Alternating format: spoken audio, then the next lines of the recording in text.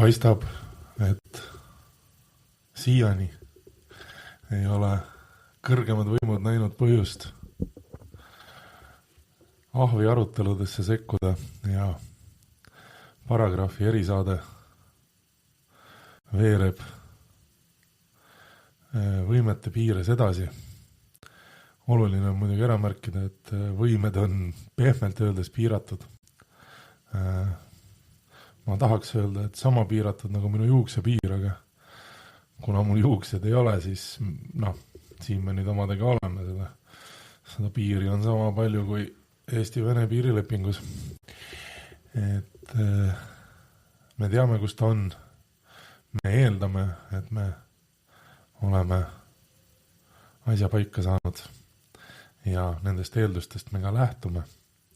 Ma muidugi tean ka seda, et iga kord, kui ma neid erinevaid sarkastilisi märkusi ühe või teise rahvusliku uhkuse kohta teen, annan ma lisapõhjust inimestele öelda, et Sibul tuleks Siberisse saata. Aga võin õnnega pooleks, õnnet küll ennast täna siin ei ole, nii et ma räägin tema eest öelda, et nüüdseks 41 aasta jooksul on mulle erinevaid asju öeldud, nii et ma alati võtan rõõmuga vastu kõik, mida inimesed mulle öelda tahavad, sest see on küll tõsi, et isegi kui sind on terve elu alandatud või kiusatud, siis iga kord, kui keegi midagi uut ja ilusat varem veel mitte kuuldud ütleb, siis see küll teeb haiget, aga samas sa leiad ennast mõtlemast, et tegelikult on päris hea. Paneme kohe 2. Nüüd eelmine kord sai sõnu veeretatud ja eklektikat edastatud allikate ja nende loetelu kohta ja sai mainitud ka seda, et nii-öelda diskursus on avatud teemal, kas allikate vahel on hierarhiat või mitte. Sest kui lingvistiliselt vaadata rahvusvahelise kohtu statuudi sõnastust, siis jääb vähemalt esmamulje, eriti inimesel, kelle jaoks inglise keel ei ole emakeel või kes ei ole inglise keele nüansse palju õppinud, nagu näiteks mina. Et see jagunemine on olemas ja nagu eelmine kord sai mõtteid avaldatud, siis ju praktikas on see jaotus ka täiesti mõistetav, sellepärast, et kui nüüd korra mõttes teleporteeruda ajas tagasi, siis praktilise väljundina oli tegu dokumendiga, mis koostati täiesti uudse kontseptsiooni jaoks. Mul meenub ülikooli ajast see, kui noore rahvusvahelise õiguse huvilisena ja seda ma võin taaskord välja öelda, et mingil määral rahvusvaheline õigus päästis minu õigusõpingud, sellepärast, et vaatamata suurele hirmule, mis mus valitses ja valitseb vast tänase päevani, öelda oma juristidest vanematele, et minus on süvenenud ja tugevalt sisse seadnud ennast arvamus, et see õigus võib-olla pole otseselt minu jaoks, sest asjad, õigus, võlad, see kõik on muidugi muy mucho grande bueno ja ei ole paremat flikki kui deliktiflikk, aga vist ikkagi pole päris lõpuni see, aga siis õnneks avastasin ma rahvusvahelise õiguse ja mul oli kuhu oma tudengipalk panna, et osta raamatuid, mis rääkisid asjadest, millega mul võib-olla mitte kunagi ei ole teki võimalust päriselt kokku puutuda või midagi selles valdkonnas teha, aga vähemalt viis see mõtted eemale argielu tühisusest ja üksluisusest. Ja ma sattusin lugema esseed sellised mehed nagu James Brown Scott, kes oli kunagi eelmise sajandi algusaastatel mitte ainult Ameerika Rahvusvahelise Õiguse Seltsi üks asutajaid, vaid ka Ameerika Rahvusvahelise Õiguse ajakirja üks asutajatest ja lugedes erinumbrit rahvusvahelise alalise kohtu kohta, see on see, mida nohikud teevad. Nad loevad, sest siis ei ole aega pisaraid valada, õigemini kardad neid valada, sest tekst läheb laiali. Ja mul on tänase päevani kuskil ajusoppides see, et härra Brown Scott väljendas ülimat rahulolu selle üle, et Rahvaste Liiga juurde on loodud ka rahvusvaheline kohtuorgan ja muu hulgas kutsus üles kõiki rahvusvahelise õiguse juriste laskuma põlvili ja tänama kõikvõimsat jumalat selle eest, et õiglus on saabunud maa peale. Mina isiklikult võib-olla nii kaugele ei läheks, sellepärast, et eks selle alalise rahvusvahelise kohtu ja praeguse rahvusvahelise kohtuga on nagu temaga on, et vahepeal saad õiglust, aga vahepeal saad meeletult pika menetluse, mille tulemusel jõutakse järeldusele, et tegelikult pole väga midagi menetleda. Või nagu sai 1995. aastal teada Maailma Terviseorganisatsioon, siis kuna nende hartas ei ole sõnagi tuumarelvade kohta mainitud, siis ei ole nende asi tulla rahvusvahelised kohtud küsima nõuandvat arvamust selle kohta, kas tuumarelvade kasutamine võib potentsiaalselt tervisele halb olla. Küll aga kui hiljem ÜRO peasekretär, kelleks toona oli minu mälu järgi Kofi Annan,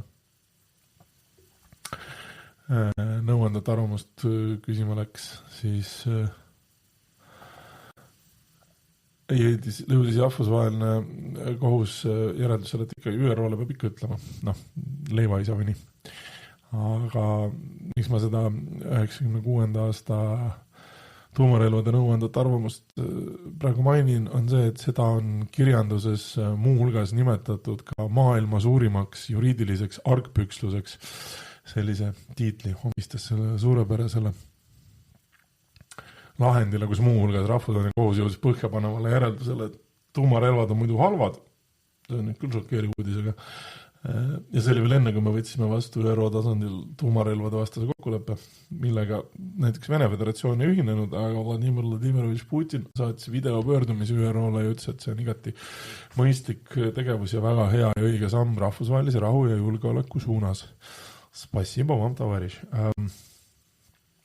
Aga seal jäi rahvusvaheline kohus jõudis järeldusele, et tuumarelvad on halvad, aga olukorras, kus riigi kui terviku säilimine on ohus, on nende kasutamine potentsiaalselt kaalumist väärt.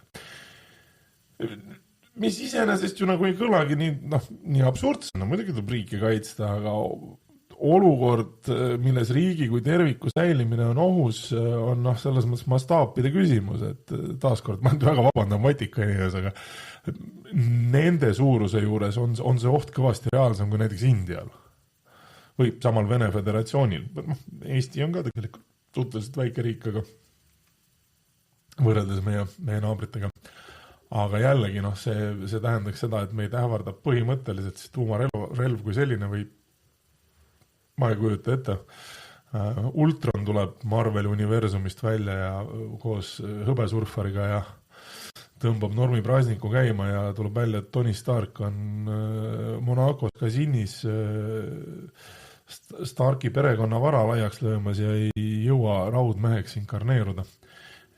Siin ma pean vabandama, sisemine nohik tuli jälle välja, selles mõttes, et kui sul sõpru ei ole ja sotsiaalset läbikäimist, siis on Netflixi konto ja Marveli filmid, mis kiire kõrvalepõikena ma isiklikult leian, et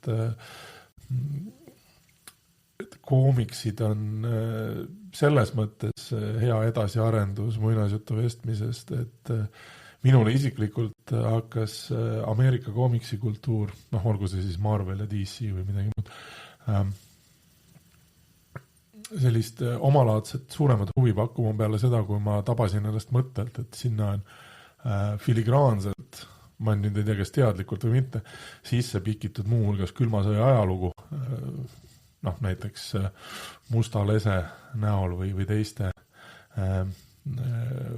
vene nimedega superkangelaste näol või siis samamoodi vastupanu hea ja õiglase vahel seda siis pigem küsimuses selle üle, et kas võideldakse heade või pahade pooltel.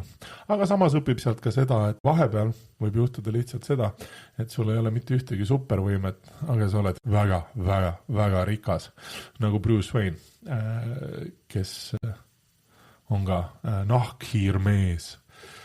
Eestikeelses tõlkes kõlab palju hirmutavalt, kui öelda sõna Batman. Aga tulles tagasi sõgedate soigumiste juurde, siis mõtlesin siin paari sõnaga lühidalt, sest nagu te paraku vist olete juba aru saanud, kõikide minu vigade osas üks suurimaid on see, et üksi elava inimesena, kui mul on võimalus rääkida, siis ma räägin ja ma ei jää vait. Ja ma ise arvan, et millalgi peaks selle asja ära organiseerima niimoodi, et minu kõrval seisab suure haamriga inimene, nagu nendes õudusfilmi lõbustusparkides, see võiks olla klouni kostüümis ka, et siis ma olen täiesti Stephen Kingi maailmas, kes langetab seda haamrit jupphaaval mu peale lähemale, et ma teaksin, et aeg on hinnaline vara ja seda ei tohi raisata. Siis täna ma mõtlesin mõne sõnaga mainida ühte allikat, selleks oleks tavaõigus, sest järjekord küll, nagu me eelmisest kohtumisest võib-olla mäletame, on natuke teistsugune, aga minu enda selline sisemine soov oleks jätta lepingud viimaseks, kuigi nad on kõige olulisemad, aga nendest tahaks heietada natukene pikemalt. Mitte et tavaõigus, õiguse üldprintsiibid ja kohtupraktika ning kõrgelt kvalifitseeritud publitsistide teosed, taaskord minu nagu ütlevad progressiivsed gangsterid, hands down, kõige lahedam allikas minu arvates, sellepärast, et tegu on vähemalt minu tagasihoidlikul arvamusel sellise tavaõiguse kodifitseerimise ühe osaga, mis ma selle mõtlen, ma üritan kohe lahti seletada. Aga jällegi 19. sajandi lõpus, 20. sajandi alguses, siis kui seda statuuti, selle mustandit koostati, oli inimesi, kes arvasid midagi teemal rahvusvaheline õigus kordades vähem. Tänapäeval, ja ma mõtlen seda kogu lugupidamise juures, tänapäeval me oleme jõudnud nii kaugele, et on koostatud reaalselt statistilisi maatrikse, et analüüsida publikatsioonidele viitamist, näiteks rahvusvaheliste tribunalide kohtute poolt. Rahvusvahelise õiguse komisjon, ÜRO juures tegelev, rahvusvahelise õiguse kodifitseerimisega tegelev organ, on algatanud uurimuse õiguse üldprintsiipidesse ja on uuritud tavaõigust ja eks on kirjutatud vahepeal ka raamatuid ka nende allikate kohta, et maailmas toimub palju rohkem. Tänaseks päevaks on akadeemiline maailm jõudnud nii kaugele, et selle üheks printsiibiks, kui keegi tahab tätokat, publish or perish, avalda või haihtu, kao igavikku. Ja tulenevalt sellest on muidugi maailma tekkinud ka täitsa eraldi integraalne raha teenimise vorm nimega akadeemiline kirjastamine. Kui palju autorid seal raha saavad, eks nad las räägivad sellest ise, mille vastu siis tänapäeval üritatakse võidelda sõna otseses mõttes avatud ligipääsuga allikate kaudu. On koostatud ka muide esimene open access rahvusvahelise õiguse õpik mõned aastad tagasi. Aga 100 aastat tagasi, kui seda statuuti looma hakati, siis natuke üle 100 aasta tagasi, oli see autorite ring suhteliselt kitsas, selline väike maffia, kõik teadsid kõiki. Ei ole ju siis põhjust imestada, et kunagine rahvusvahelise tööorganisatsiooni jurist Stefan Schwebel ütles kunagi ühes ilusas essees, et juba selle pealkirjas Invisible College of International Lawyers, et rahvusvahelise õigusega kokku puutuvad juristid. Ja tema mõtles selle puhul ikkagi mitte lihtsalt juristi, kes tegelevad rahvusvahelise õigusega sellega, vaid igat juristi, kes oma töös peab mõtlema rahvusvahelisele dimensioonile. Isegi kui tegu on näiteks ettevõtte nõustamisega, olgu see piiriülese tehingu puhul või siis näiteks mõeldes selle peale, et kuidas riigi poolt võetud kohustus võib mõjutada ettevõtlust. Jap, shout out, võrdse palga direktiiv. Eks tööd tuleb juurde, aga teisipidi ma arvan, et tänasel päeval vast raamatupidaja ikka teab, palju seal inimesi töötab ja palju nad palka saavad. Kui see ettevõtte juhina ise ei tea, siis soovitan tema käest küsida.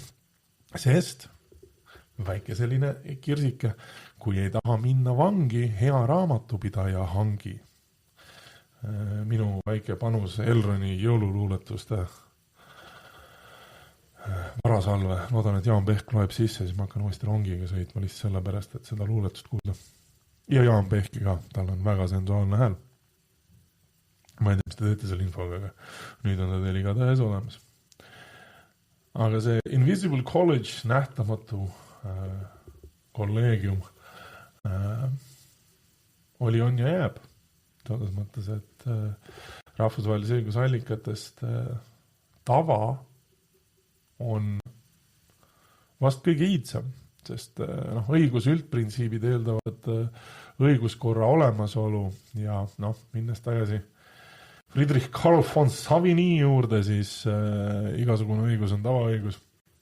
Nii loen teda mina, aga eks õigusteadlased tulevad ja panevad mu paika. Eelmine kord ma ütlesin, kus mind leida võib ja selles mõttes, et võib julgelt tulla ka seltskonnaga. Kambakad on edasi viiv jõud. Siis rahvusvahelise kohtu statuudi vaatevinklist on allikate eesmärk olla kohtule selline tehniline abi. Ehk siis, et jällegi nad ei ole, kohtustatuut ei ole seadusandlus kui selline, see on kohtule siduv dokument ja kohtustatuudiga peavad ühinema ka liikmesriigid. ÜRO puhul on seda oluline mainida, et vaatamata sellele, et rahvusvaheline kohus on üks ÜRO osadest, siis ametkondadest, kui kasutada modernsemat terminoloogiat, siis kohtujurisdiktsioonile peavad riigid ennast ikkagi ise allutama või nad peavad vähemalt ÜRO-le kindlasti teada andma, kui nad soovivad oma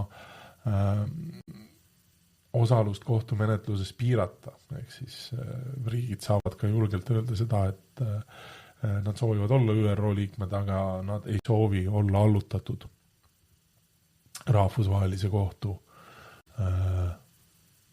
õigusmõistmisele. Ja sellest tulenevalt see tehniline osa nende kohtu tegemiste juures on selles, et kohtu koosseis peaks vähemalt statuudi järgi peegeldama kõiki maailma jagusid ja andma edasi erinevate õigustraditsioonide paremaid teadmisi. Ja ma tean, ma kõlan natuke irooniliselt, võib-olla ka sarkastiliselt, aga tänaseks päevaks on mulle isiklikult tundub, on kohus sellele kõvasti lähemal kui 20 või 30 aastat tagasi, kus võttes ette rahvusvahelise kohtu kohtunike nimekirja ning kiigates nende CV-sid, avastasid sa olulise aspekti, et enamus neid härrasid, ja nüüd ka prouasid, olid õppinud samades ülikoolides. Klassikaliselt olid muidugi esindatud Oxford, Cambridge, Harvard ja Yale. Erandina nagu alati oli Prantsusmaa, kus siis enamasti oli Sorbonne või Sciences Po, aga enamasti ikkagi Pariis-Sorbonne otsa loomulikult, selles mõttes, et kus siis veel, kui mitte Pariisis, kuigi pikka aega oli Prantsusmaa kodakondne kohtunik, nende Prantsusmaad esindav kohtunik alžeerlane, kõigile neile, kes tahavad mõelda näiteks sellisele filmile nagu Poisid Alžiirist või Alžeeriast, issand jumal, ma siin juba tapan eesti keelt. Et ja noh, siis siia sinna ad hoc kohtunike näol natukene erisusi ja muidugi Nõukogude Liidu kohtunik, kes enamasti oli või nüüdseks siis Vene Föderatsiooni kohtunik. 21. sajandi alguses tegi Vene Föderatsioon muuhulgas sellise huvitava lükke, et vahetades välja kohtunik Vladlen Verešetinit, kes oli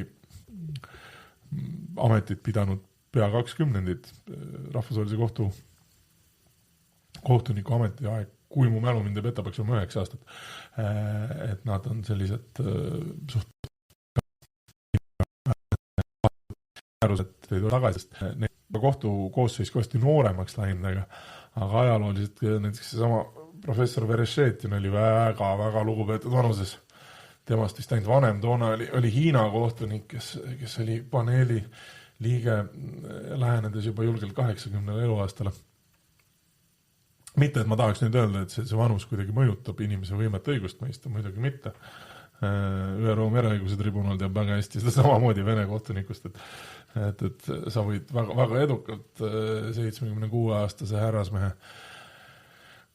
tribunali asepresidendiks valida, lihtsalt tribunali presidendil peab olema piisavalt julgust auväärne kolleeg üles ajada ja kohati on seda vaja teha, kui talle kogu kohtusaali norskab, sellepärast, et see ei sisenda väga suurt usaldust tribunali ees olevate osapoolte esindajate ja nende advokaatide meeltesse, et nende argumente võetakse without a grain of snoring. Aga see on selline väike humoresk tänasesse päiva. Aga tulles selle tavaõiguse juurde tagasi, siis hästi lihtsustatult öeldes ja ma üritan nagu kõlada adekvaatne, sest taaskord, kui ma oleks päris jurist, oleks võib-olla natuke lihtsam, aga siin me siis nüüd oleme. Et allikaid on jagatud nii-öelda formaalseteks ja materiaalseteks, see on selline puhas sidususe eristamise eesmärk, ehk siis me võime ühelt poolt öelda, et kui rahvusvaheline õigus on loodud, siis ta kehtib ja see kõlab hästi, aga nagu eelmine kord see mainitud, siis formaalse poole pealt see, et kuskil on kokkulepe olemas või mingi allikaliik, ei tähenda seda, et automaatselt kõikidele riikidele kehtib, sest rahvusvaheline õigus on selline pärlipüüdja asi või võiks öelda põgenemistuba natukene, et sa pead kogu aeg, mitte natuke, vaid päris palju, primaarne eesmärk on kogu aeg omada võimet seostada allikaid subjektidega, kelle kohta me siis neid allikaid kasutada tahame, et jälle niimoodi etteruttavalt rahvusvahelise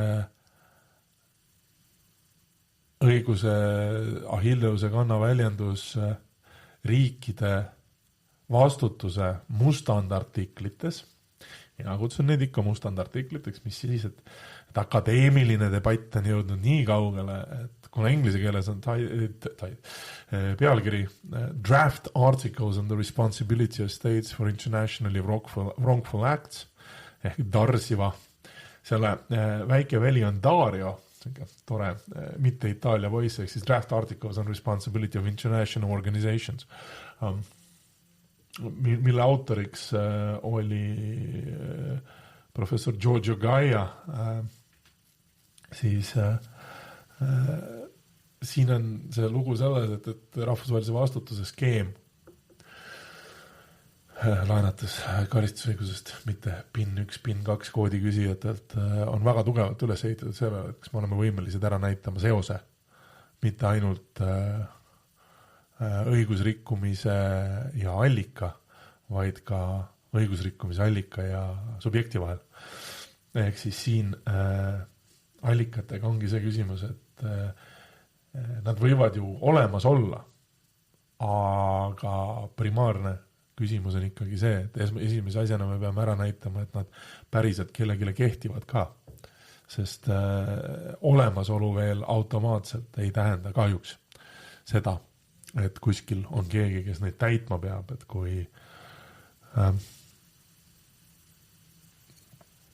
kui siseriiklikus õiguses, nagu enne juba mainitud, õigus võetakse vastu või luuakse, seadus võetakse vastu, seaduse alusel kehtestatakse mingeid õigusakte, põhiseadusest olenevalt kehtestatakse mingeid õigusakte, siis jah, adressaat on paika pandud, kellele see kehtib. Natuke teistsugune näide rahvusvahelisest karistusõigusest ja siin ma vabandan kohe ette, kui auväärne härra Parmas peaks mind kuulama sattuma, et ma ei ole üldse nii lakoonil rahvusvahelise karistusõiguse edasiandmisel nagu tema, nii et kui teid rahvusvaheline karistusõigus natukene huvitab, siis palun küsige tema käest. Tema teab kindlasti palju paremini sõnu seada kui minusugune profaan. Aga selline omalaadne kurikuulus näide vastutuse omistamisest ja küsimuses selle üle, kas sõjaõiguse kehtivaid tavasid ja reegleid saaks kuidagi laiendada isikutele tribunali